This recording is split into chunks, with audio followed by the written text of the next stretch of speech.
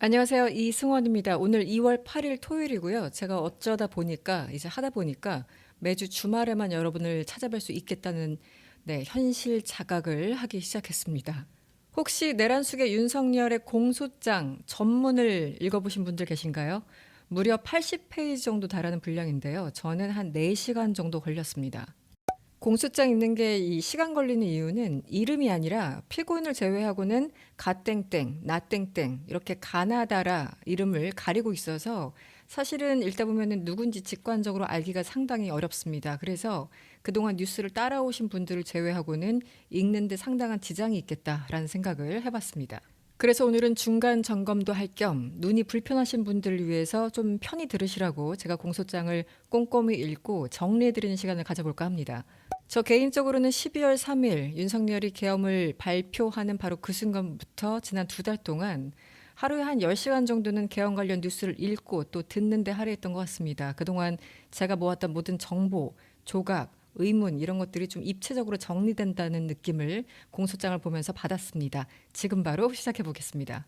먼저 공소장의 구조를 알려드릴게요. 공소장 제일 처음에 등장하는 인물들, 그러니까 공소장 표현대로라면 사건 관계인들의 신분 및 지위가 나옵니다.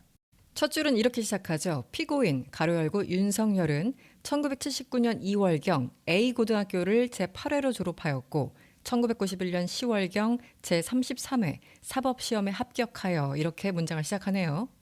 왜 고등학교부터 적시하는 것일까? 중학교도 있고 대학교도 있는데 왜 고등학교일까? 조금 뒤에 의문이 풀리실 겁니다. 윤석열을 서술한 다음에는 바로 국방장관 김용현, 여기서는 나땡땡이라고 해놨네요. 육군 참모총장 박안수는 다땡땡, 국군 방첩사령관 라땡땡 등등 이름이 쭉 나옵니다. 여기서 고등학교를 적시한 건 딱 3명이에요. 윤석열, 김용현, 여인영. 그러니까 같은 A고등학교 충암고를 나왔다는 것을 강조하기 위해서 검사들이 공소장에 이렇게 적시한 겁니다. 그리고 특전사령관 곽종근은 마땡땡, 그리고 수도방위 사령관 이진우는 바땡땡, 정보사령관 문상호죠. 사땡땡 이런 식으로 나옵니다. 이후에 노상원, 그리고 경찰청장 조지호, 서울경찰청장 김봉식 등등이 나오는데요. 마지막으로 김용군까지 언급됩니다. 전 국방부 조사본부 수사단장이죠. 2018년에 댓글 사건 수사 방해 혐의로 구속 기소됐었고요. 당시 중앙지검장이 윤석열이었습니다. 지금까지 말씀드린 10여 명 정도가 검찰이 첫 장에 쓴 이 사건 관계인들의 신분 및 지위에 나오는 사람들입니다. 한마디로 쿠데타에서 가장 핵심적인 인물들이란 뜻이겠죠. 그래서 1번에는 이렇게 주요 인물들이 등장하고요. 2번에는 제목 딱 한 글자입니다. 내란. 그리고 3번에는 국방부 장관 임명 후 비상계엄 사전 모의 및 준비, 4번에는 주요 군과 경찰의 비상계엄 선포 전 상황, 5번에는 하자 있는 국무회의 심의 및 비상계엄의 선포, 그리고 6번에는 구체적인 폭동 행위, 이런 구조로 공소장이 짜여져 있습니다. 다시 이번 내란이라는 제목 아래는 여러 가지 상황들이 나오는데 일단 국정 상황에 대한 피고인 등의 인식, 그러니까 윤석열과 김용현 등의 인식을 얘기하겠죠. 그리고 주요 군 지휘관들과의 모임, 정치 상황에 대한 불만 토로 이런 것들이 나오고요. 말 그대로 국방부 장관 임명 후의 상황을 설명하고 있는데 김용현을 경호처장에서 국방부 장관으로 임명한 건, 지명한 건 작년 8월이었죠. 그리고 가장 핵심적인 내용은 4번 주요 군 경찰의 비상계엄 선포 전 상황에 자세하게 나옵니다. 한마디로 특전사, 정보사, 방첩사, 수방사, 경찰청 등이 어떻게 유기적으로 활동했는지가 나오고 바로 여기서 정보사령부 상황 등이 자세히 기록되어 있습니다. 제가 방송을 통해서 여러 차례 말씀드렸던 그 HID 요원들, 그들의 행방, 의혹 여기에 대해서 말씀을 드렸는데 그때 말씀드린 그 요원들이 지금 이 대목에서 나오는 겁니다. 공소장은 이렇게 적혀 있네요. 2024년 10월 중순경 땡땡 대령과 땡땡 대령, 여기서 말하는 사람은 정성욱 그리고 김봉규 대령입니다. 아마 기사를 통해서 많이 보신 이름일 겁니다. 이 두 명에게 HID를 포함해서 임무를 수행할 요원 15명에서 20명씩을 선발하라, 이런 지시가 떨어졌다고 하죠. 실제 계엄 당일 저녁 9시경 HID 7명을 포함해서 정부서 요원들이 판교, 모처부대 회의실에서 대기를 했었는데 검찰 공소장에서는 36명으로 특정하고 있습니다. 그 다음은 5번입니다. 5번의 제목은 하자 있는 국무회의 심의 및 비상계엄의 선포, 이렇게 제목을 달았네요. 검찰은 공소장에 국무회의 심의 과정과 소집 전 상황, 그리고 당일 10시 27분에 윤석열이 비상계엄을 선포하기 전과 후의 상황들을 굉장히 자세하게 설명하고 있습니다. 첫 번째로는 국무회의 절차가 왜 법령에 위배되는지를 설명하고 있고요. 두 번째는 헌법과 계엄법을 근거로 비상계엄 선포 요건에 해당하지 않는다는 것도 강조하고 있죠. 그리고 세 번째는 포고령을 하나하나 지적하면서 법에 어긋난다고도 설명하고 있습니다. 일단 국무회의 절차가 왜 위법한지 여러분들 많이 들으셨을 겁니다. 특히 이 장면을 묘사하면서 공소장에 이런 내용들이 적혀 있죠. 최상목한테 그 이른바 접혔다는 문건, 물론 공소장에는 접혀있는 종이 뭐 이런 표현은 나오지 않습니다. 밤 10시 40분경에 윤석열이 최상목한테 그 문건을 줬다는 내용이 여기에 묘사되어 있고요. 또 윤석열은 이상민에게 밤 12시경에 신문사와 방송국 그리고 여론조사 꽃을 봉사하고 소방청을 통해 단전 단수라는 내용이 기재된 문건을 보여줬다. 이렇게 적시하고 있습니다. 그리고 이번에 이 계엄이 왜 불법적인지가 다시 한번 나오는데요. 비상계엄을 선포하기 위해서는 반드시 요건이 필요하죠. 그 요건은 아시다시피 전시사변 또는 이에 준하는 비상사태 시 적과 교전 상태에 있거나 사회 질서가 극도로 교란된 상황이 있어야지만 계엄을 선포할 수 있습니다.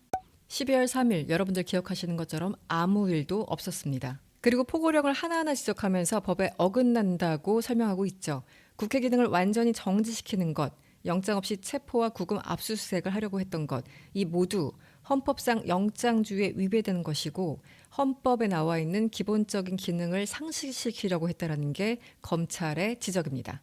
그리고 역시 하이라이트는 6번 구체적인 폭동 행위에 아주 자세하게 설명돼 있죠. 여기서부터 여러분들이 매일같이 뉴스를 통해서 그 쏟아지는 그 뉴스를 통해서 인지하게 된 그 모든 정보, 사건 등이 자세하게 묘사되고 있습니다.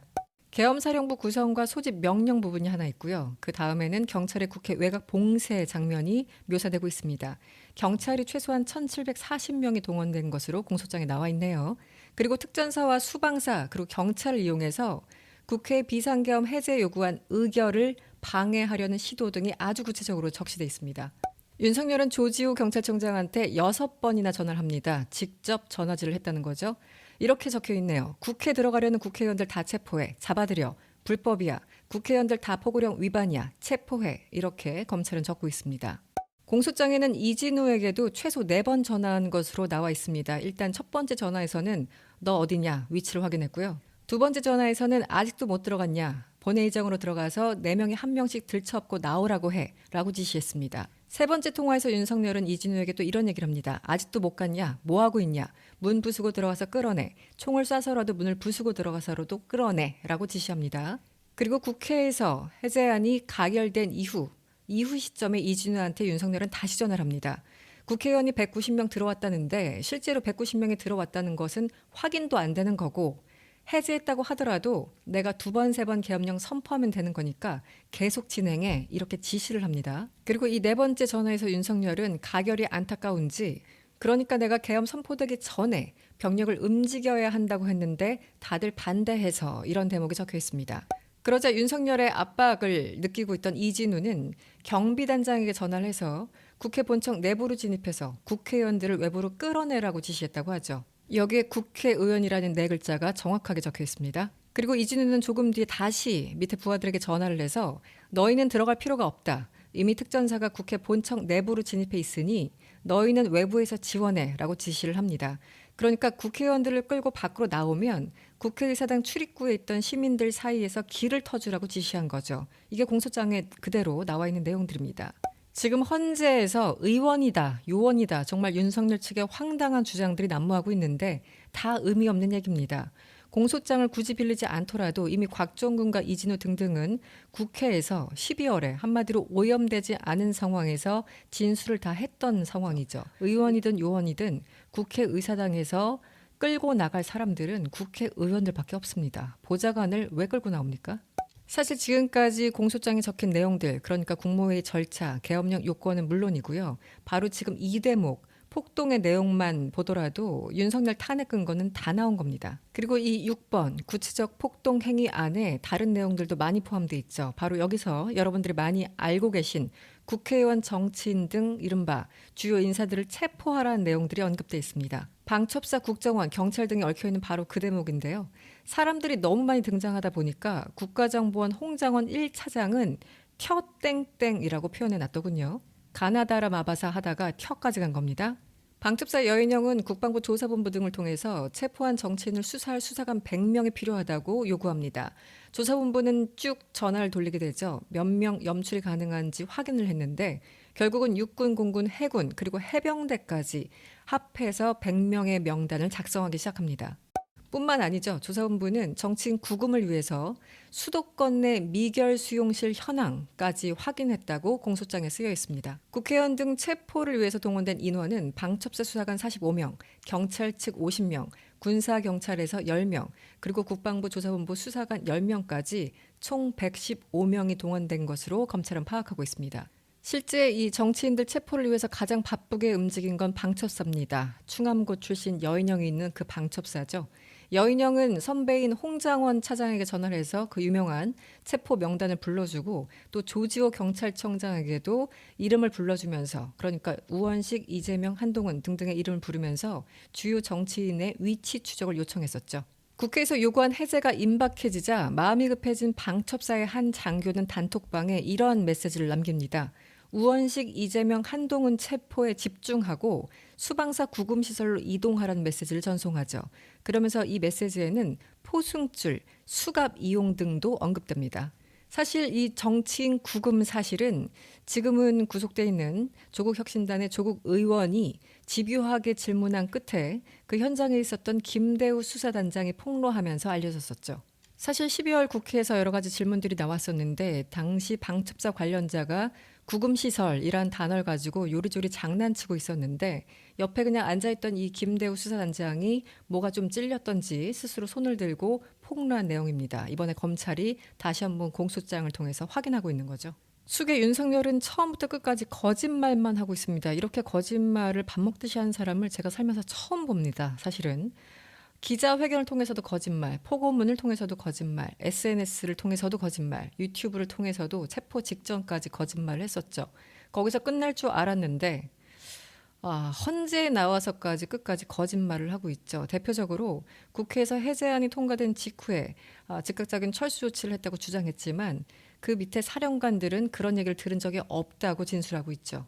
최근 헌재의 증인으로 나오고 또 청문회에 출석하고 있는 곽종근, 이진우 등등의 발언을 종합하면 일단 곽종근은 대통령으로부터 그런 지시, 한마디로 철수 지시를 받은 적이 없고 스스로 현장에서 판단했고 그래서 철수했다고 밝혔죠. 그리고 수방사 이진우는 특전사가 철수하는 것을 보고 자기들도 철수했다라고 밝혔습니다.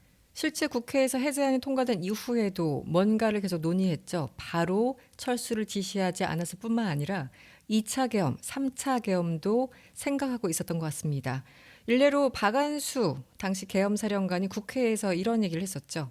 지휘 통제실 안에 있는 이른바 결심실에서 회의가 있었는데 이것은 국회에서 해제가 의결되고 한 30분쯤 지난 시각에 시작됐다고 말했습니다. 한마디로 1시 30분경에 결심실에서 윤석열, 김용현, 박안수 그리고 그때 인성환도 있었죠. 등등 5명이 모여서 뭔가 논의를 했다고 하는데 그때 무슨 얘기를 했는지가 가장 궁금하기도 합니다. 그리고 결심실에서 이자들이 작당하는 동안 그러니까 새벽 1시 40분경에 경찰단 선발대는 여전히 국회 담을 넘어서 경내에 진입하고 있었습니다. 이 내용도 공소장에 나와 있는 대목이죠.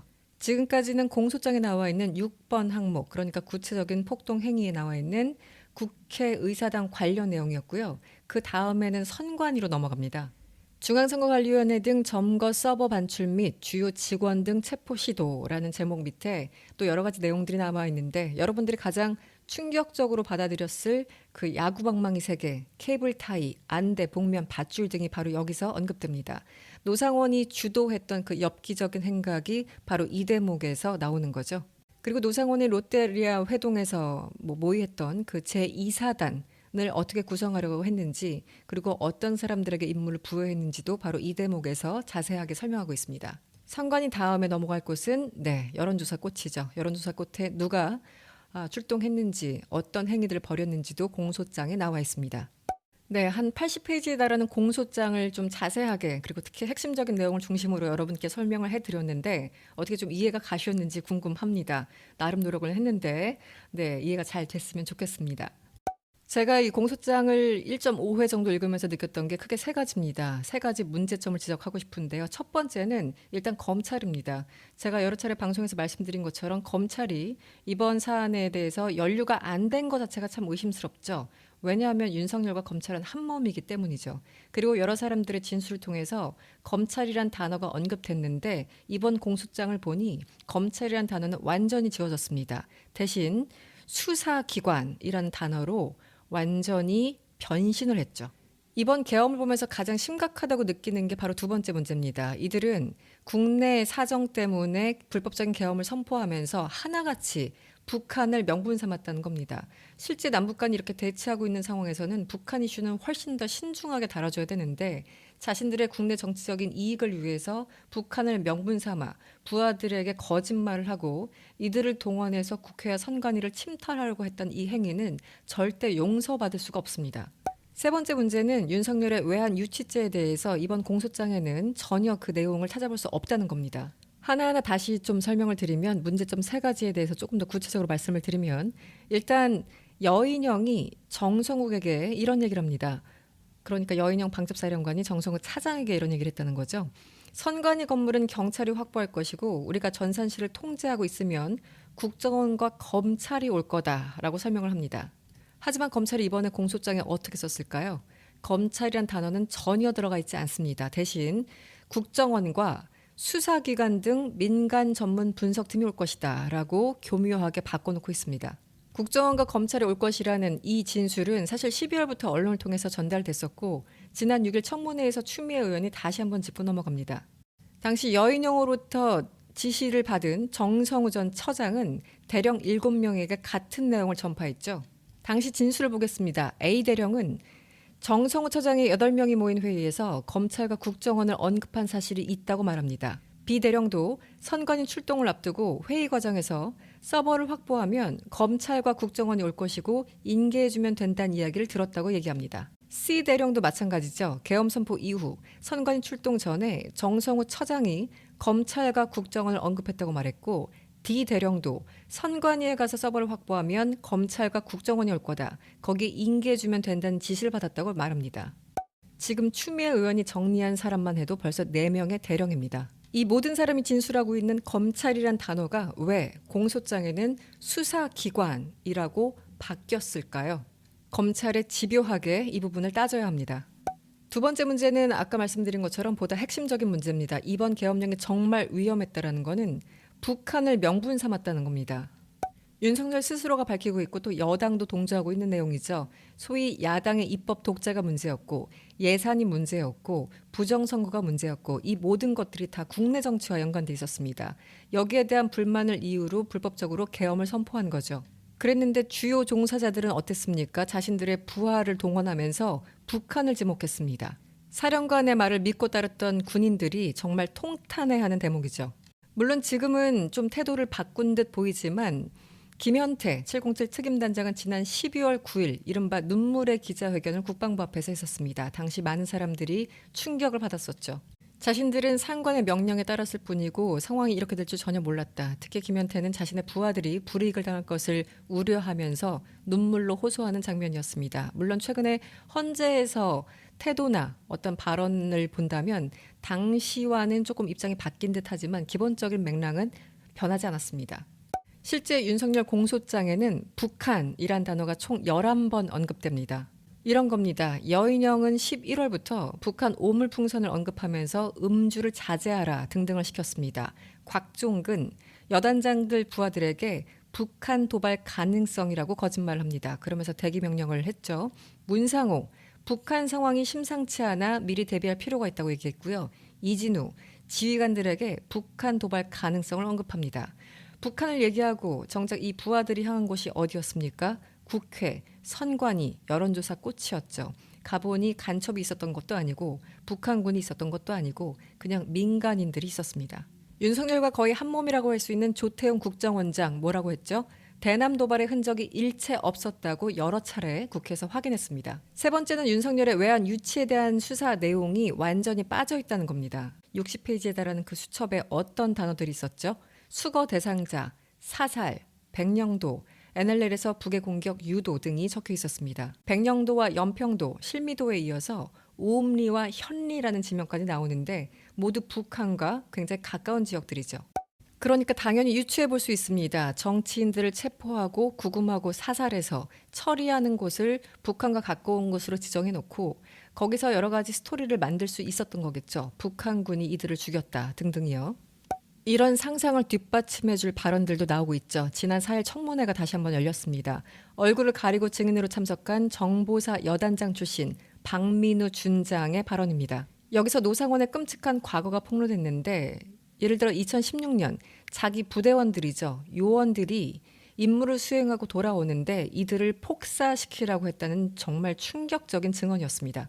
이 박민우 준장의 증언이 정말 중요한 이유는 수첩에 담긴 내용이 그냥 허풍 혹은 상상이 아니라 실행에 옮기려는 노상원의 진심이었다는 걸 알 수 있기 때문이죠. 그리고 여러 차례 말씀드린 작년 10월 평양 무인기 이 부분도 전혀 언급되지 않고 있습니다.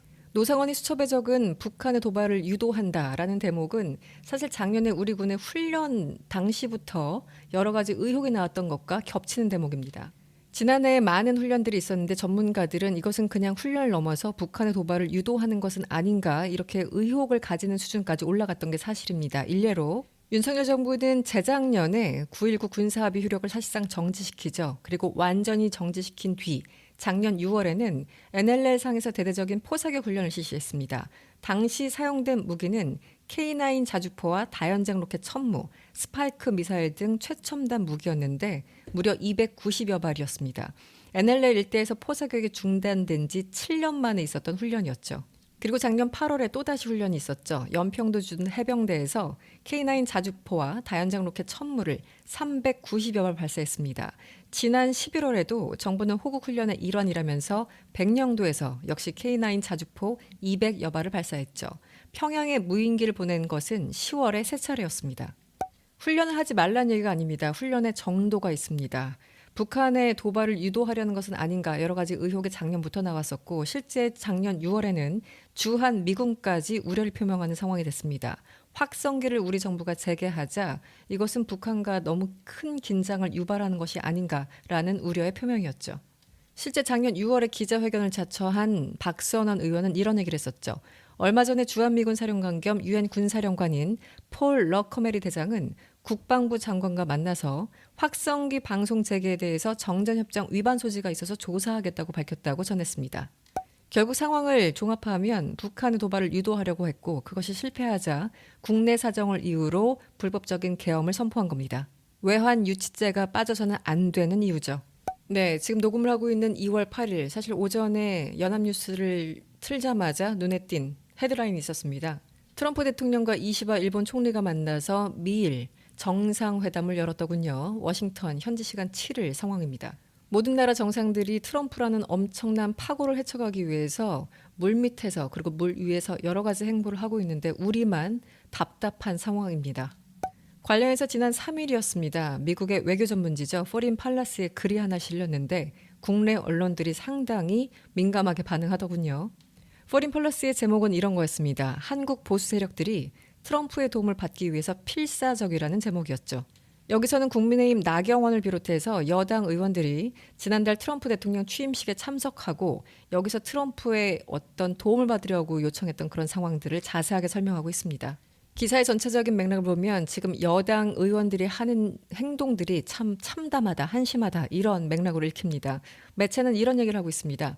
윤석열 대통령 권력의 모든 기둥, 그러니까 계엄군, 보수당, 대통령의 요새였던 관저, 이 모든 것들이 무너지면서 그 추종자들은 트럼프가 그들을 구출할 것이라는 희망에 매달려 있는 것 같은데 다 허구적인 이야기라고 꼬집고 있습니다. 포린 팔라스는 이렇게 적고 있습니다. 가치와 동맹을 제쳐두고 외교에 대한 거래적 접근 방식인 이른바 원칙적 현실주의에 기반한 트럼프는 역시 거래적 시각으로 지금 한국 정치 위기를 바라볼 가능성이 높다고 적고 있습니다. 또 실리를 중시하는 트럼프 대통령 입장에서는 윤석열 대통령보다는 이재명 대표와 좀 더 잘 맞을 것이라고 전망하기도 했습니다. 빠른 대선, 국가의 정상화, 그리고 외교가 필요한 시기입니다. 정말 답답합니다. 오늘은 여기서 정리하겠습니다. 이승원이었습니다.